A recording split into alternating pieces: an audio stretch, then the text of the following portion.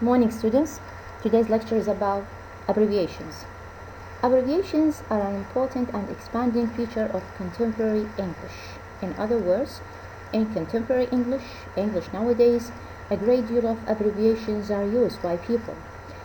And abbreviation is everywhere, in speaking and writing, by scholars, by students, by people in everyday life. In general, students need to be familiar with the general and the academic abbreviations, and we have to distinguish between the two. Abbreviations in general are those used in general by all people, formal and informal, while the academic abbreviations is something else, should be available, students should be aware of such abbreviations in their academic in order to come up with good piece of academic writing. Types of abbreviations. Abbreviations can take different forms. Here, according to the book, we have nearly 4 types of abbreviations. We have shortened words, acronyms, other abbreviations, and specialized abbreviations. Let us start with shortened words. Shortened words are often used without the writer being aware of them. We use them without any knowledge about from where did they come. For example, the word bus. We know that we have the word bus, but we don't know that it has come from the word omnibus. We have refrigerator, but we don't use it. We usually use a fridge.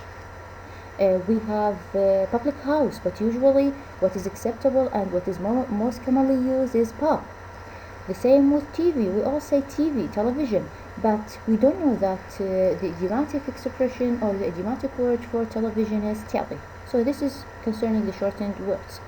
The second type is acronyms. Acronyms are made up of the initial letters of a name or of a phrase. For example, the word AIDS. All people know what AIDS stands for. It stands for a type of disease, let's say, marble AIDS. Okay, but from where does the word come from? Basically, the word comes from the initial letters of acquired immune deficiency syndrome. From these 4 words, we have taken the initial letters, we put them together in order to come up with a word which has meaning. All people know about it, which is the word AIDS. Similar to OPIC, similar to UNICEF, similar to UNESCO, and so on. These are words known by people as words which have meaning. Unlike other abbreviations, look at the point after. Other abbreviations are read as sets of individual letters. They include the names of countries, organizations, and companies. For example, USA, BBC, IBM, UK, UN, KSA, etc. These are single letters, but we do not pronounce them as full words. I mean, when I pronounce it as single letters. For example, USA, single letters. I cannot pronounce it as a word, and this is the difference between this type and the one before. The one before we pronounce it as a word, while here we pronounce it as single letters. USA, which stands for United States of America. BBC, it stands for British Broadcasting Company. For example, UK stands for United Kingdom, UN, United Nations, and so on. Okay, and sometimes also we have abbreviations that are only found in written English. All those we have pronounced until now, or we have used until now, they are used in spoken English. But sometimes I have some words which are found only in English, written English. For example, PTO. PTO. What's the meaning of PTO? PTO means please turn over. It is not used in spoken, but it is used in written English. Also, we have to pay attention that there are cases of abbreviations that are widely used without most users knowing what the individual letters stand for. For example, DVD. What do the words or the sounds or the letters stand for? We don't know. Even I myself, I don't know. I use it as DVD, CD, DNA, but we don't know these letters stand for what. Okay, it is different from USA. USA, I can say that USA means United States of America. Then, but when it comes to DVD, we don't know about the words these letters represent. Okay, now we are left with the last one. However, writers also employ more specialized abbreviations in text, which are explained in brackets on the first use. Some writers create their own abbreviations. For example, starting from the resource-based view (RBV) of the firm, it is argued that the Technology Readiness Index (TRI) between brackets was introduced by Parasuman 2000. Here, these abbreviations are not commonly used. Not people do not know about them. They are created by the writer for his own purpose. So, writers sometimes create their own abbreviations to readers. Okay. So, I just want you students to go to page 176 here into some common abbreviations. Students are invited to go through this list and to read these abbreviations and to get familiar with them. Some of you know maybe some of them or most of them. If you know some of them, you are required to pay attention to the other ones because we need them in writing and in speaking as well. Now we come to other types of abbreviations. We have punctuation. There are many standard abbreviations that have a full stop after them to show that it is a shortened form. For example, if I take the word litter, the abbreviation of litter is LT dot. So sometimes we have abbreviations that end with a dot, like litter, LT dot, government, govt dot. We have company, CO dot, October, OCT dot. With acronyms, we usually abbreviations there is no standard pattern for using full stop or not. For example, if I take BBC can be used with dots or without dots. Both are acceptable for acronyms. Okay, but what is important here to pay attention to is to employ a consistent style in your writing. If you use BBC without dots, you have to keep using it without dots. If you use BBC with dots, so you have to keep using it with dots to be consistent in your writing. The other type is duplicate abbreviation.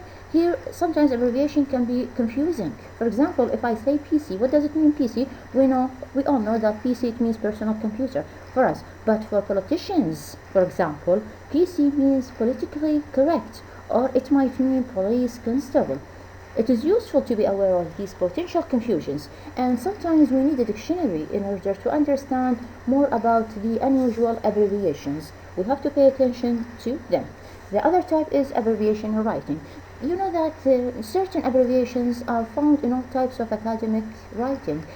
We all have to be aware of such abbreviations. They are very important to be aware of in writing. They are very important and we need them. And we need to understand them when reading them in written text. I want you to, for example, before I go, let us take some examples. Example, we have EG example. For example, we have ASAP, it means as soon as possible. We have ED dot, it means editor or edition. We have ETAL, we have taken previously in when we explained the chapter of references. It means and other writers, multiple, when we have multiple authors. We need to go to page 177, 178, 177, 178. On page 177, we have abbreviations in writing. We have certain abbreviations, as you see. Students are required to go through them, to memorize them, because they are very important in writing. I know that you know some of them are familiar to you. You are familiar with them, and some of them are new. So you are required to go through them and to memorize them, because you will get benefit from them when you write. Okay? Then we need to do the practice on page 178-6. So I want you all to be with me now. Now explain the abbreviations in the following sentences on page 178. I'll do the first ones, the first 4 ones, and I'll leave the rest rest of the sentences, you do them home in order to get some practice and to be familiar with them. Now, the first one is the failure rate among ICT. What's the meaning of ICT? It means information and communication technology.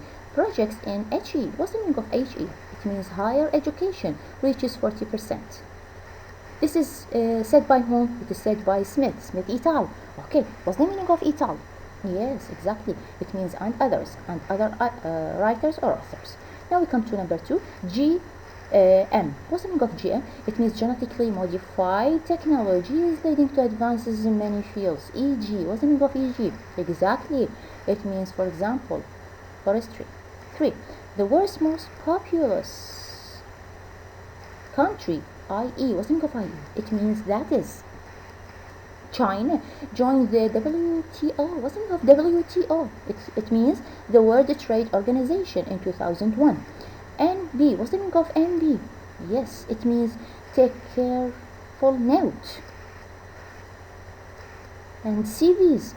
What does it mean? It means curriculum vitae must be submitted to HR. What's the meaning of HR? It means the Human Resources Department by 30 June. So, students, I wanted to go through the rest of the sentences and to do them in the way I did the first ones, and you can find the meaning of all these abbreviations on pages 176, 177, either in under 2 some common abbreviations, or you can find them under 5 abbreviations in writing. So either this or that can be of a great help to you. You are required to understand them, to memorize them, in order to be ready to use them or to read them whenever you come across such a thing in speaking or in writing. All in all, you have to be familiar with them. Okay, students? If you have any question, please leave it in the class so I can answer it, or any one of the students, thankfully, can help me with this by answering your questions.